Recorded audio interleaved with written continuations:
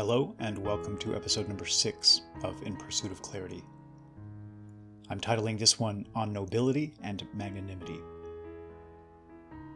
You've probably heard me use the phrase Indo-European often, and you'll hear it just as often in the future. I make such frequent use of the term because it's one of the best umbrella labels for the family of peoples and cultures that have sprung from a singular root over the millennia. Ancient Greece, India, Persia, and the more recent Celtic and Latin and Germanic peoples are all genetic and cultural and linguistic cousins.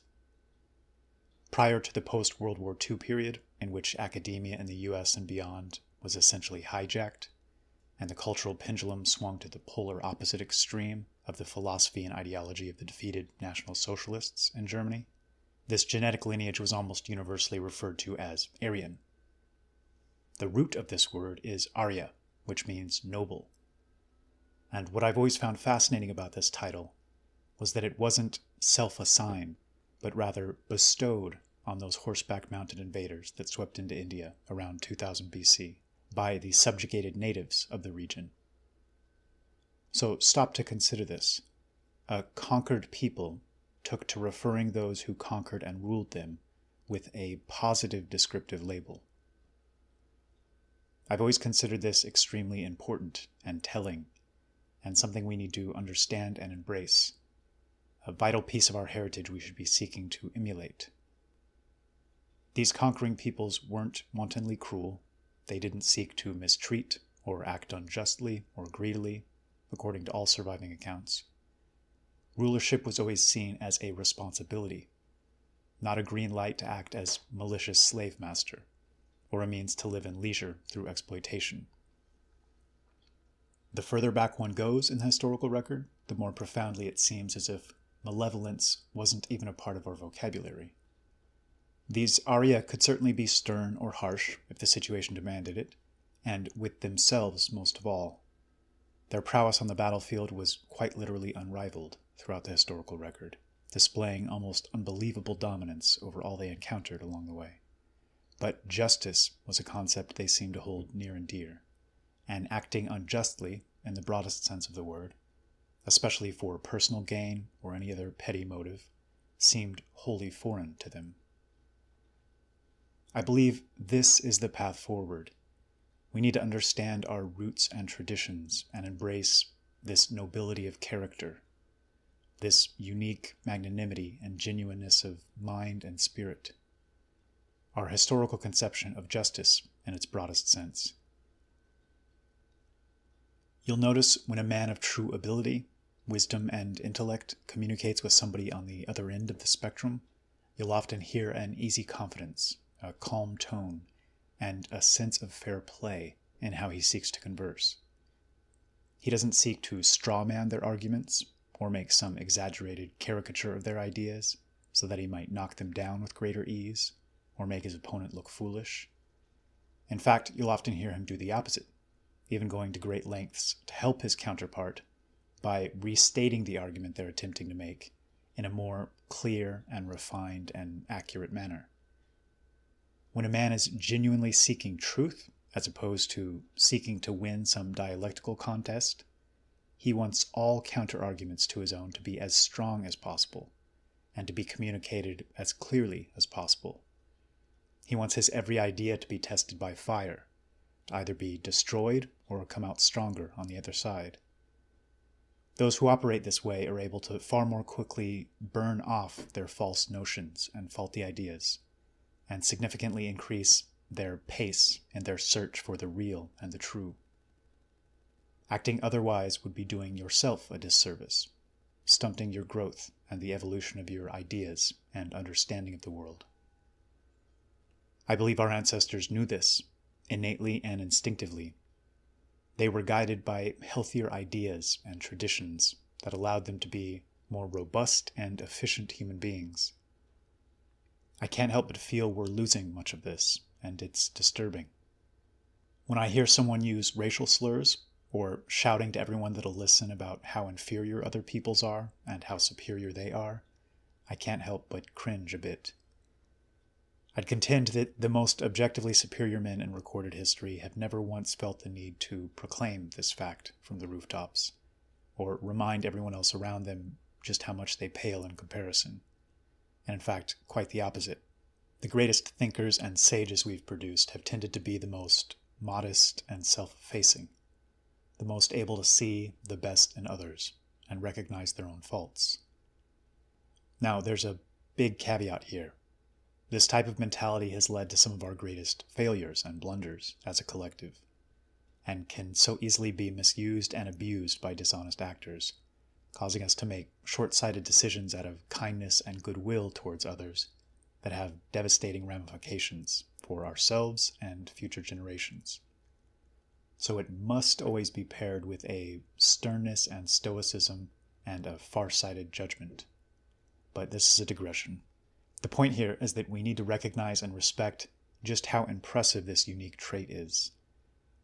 An objective reading of history shows us to be very much the opposite of the cruel and unjust tyrant that the subversive element has so aggressively attempted to portray. Those who want our culture destroyed and our memory eradicated have created this caricature of the Klansman throwing a chair on Jerry Springer as the brand, as the visual that pops into the head of many when they think of an individual of a European background with any type of racial awareness or race consciousness, or any desire to preserve their heritage or culture. Not Carl Jung, or Charles Lindbergh, or Ezra Pound, or someone that loves deeply all that is best and brightest within us, but rather some slack-jawed, dead-eyed, fat man filled with hate, ranting and raving against darkies.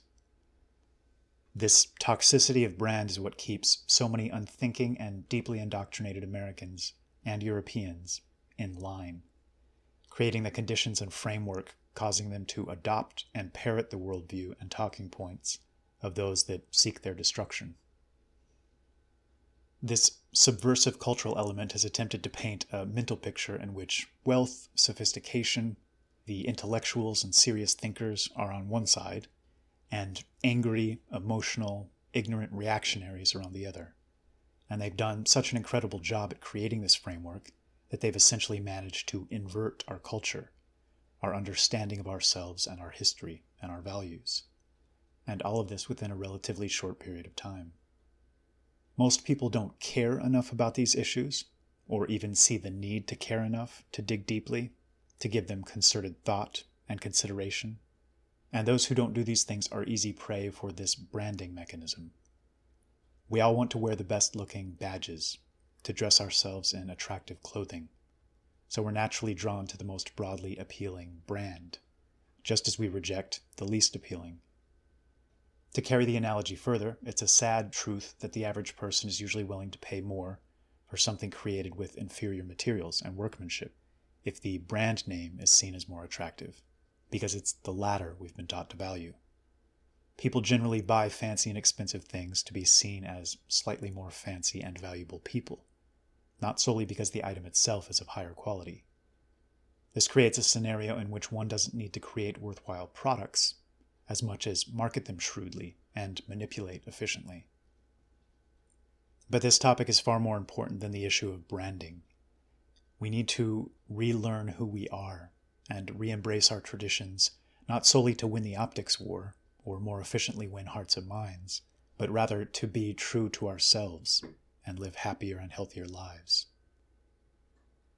We live in a world largely dominated by those who hate us, and I no longer believe this sentence or idea requires any qualifications or caveats. It's simply an objective truth. I've recognized that they make use of our knowledge of this fact as a tool and weapon against us, and that, broadly speaking, they're trying to stoke anger and hatred of the most extreme sort to better contain and marginalize the truths they most fear. When a man is passionately angry and hateful, he loses the calm and cool rationality that allows for deep thought, for clear and effective communication. He's bursting with energy at the injustice he feels, and he feels the need to immediately tell the world and set things right. It's this immediacy that so easily leads to crude expression, or an ignoble or inartful means of expression that drives people away. Those who can't understand the technical and specific reasons as to why an individual is so angry can't help but be turned off by the expression of this emotion, and in fact view it as a red flag, something resulting from a psychological imbalance, or any number of the explanations offered by those bespectacled psychologists and intellectuals so often trotted out in popular culture to explain away all far-right thinking, as if it were a result of faulty upbringing or poor potty training as a child, or something equally absurd. To communicate anything clearly and effectively, and truly manifest change in the hearts and minds of others, we're forced to take several steps back and regain composure, and make use of the full force of whatever abilities we've been blessed with and whatever knowledge base and context picture we currently have to present the most compelling possible case. This is an extremely difficult uphill battle, as these subversives have essentially planted landmines in the heads of the masses, causing certain words and concepts to be red flags that cause them to shut down or reject the message. And this is further magnified when the tone of the person speaking to them is angry, emotional, scattered, or flustered. This is why so much effort is spent by these subversive elements to demoralize and anger and enrage. They know it works, and it works wonders.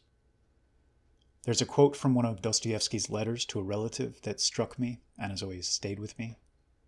The topic being discussed was gambling, so I can't be certain how he intended it to be meant, but I can't help but suspect that, as with nearly everything the man wrote, it had a larger and more profound meaning and seed of truth than one might suspect at first glance. Quote, "Please don't think I am so pleased with myself for not losing that I am showing off when I say that I know the secret of how not to lose but to win. I really do know the secret. It is terribly silly and simple, and consists of keeping one's head the whole time, whatever the state of the game, and not getting excited. That is all. And it makes losing simply impossible, and winning a certainty. But that is not the point.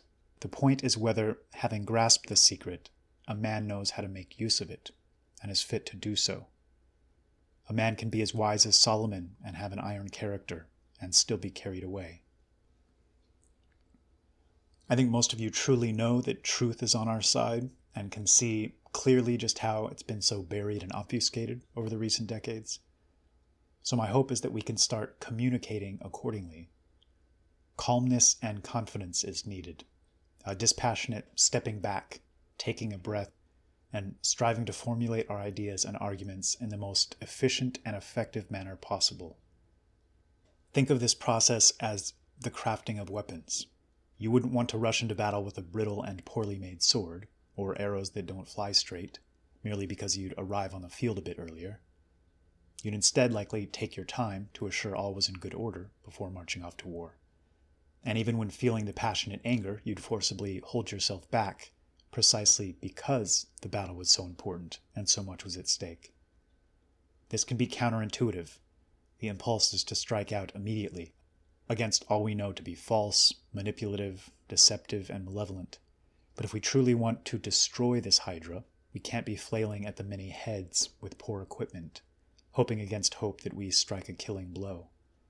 We need to craft deadly weapons, and we need to wield them while standing on firm foundations, and we need to aim for the heart. When one strives to govern themselves and their actions, insofar as they're able, with nobility and magnanimity, the world responds accordingly. Those able to consistently act as higher beings are soon recognized as higher beings, to put it bluntly. Our time window is swiftly disappearing. We no longer have the luxury of flailing wildly or tilting at windmills. Pay attention to Kipling when he uses the wording, quote, "They were not easily moved. They were icy, willing to wait." Or, "Their voices were even and low. Their eyes were level and straight. There was neither sign nor show." Here was a man who understood the Saxon and his wiring, and those towering traditions, traits, and tendencies once possessed by our forebears, before we allowed ourselves to be confused and tangled up within these foreign bonds. Here is a man who understood the soul of the Arya, from whence his power derives. It's a power that comes from allying with nature, with justice, with a genuine desire to create a world that works best for all involved, with hierarchies based on merit, with leadership seen as the most daunting of fatherly responsibilities, with eyes focused upward and onward, never downcast, never stooping to fight in the mud, with a profound distaste for the small and mean and petty. All of this is still extant within us. We've merely forgotten this genetic and cultural gift, allowed it to slumber. This is what we need to rediscover and embrace. Thanks for listening.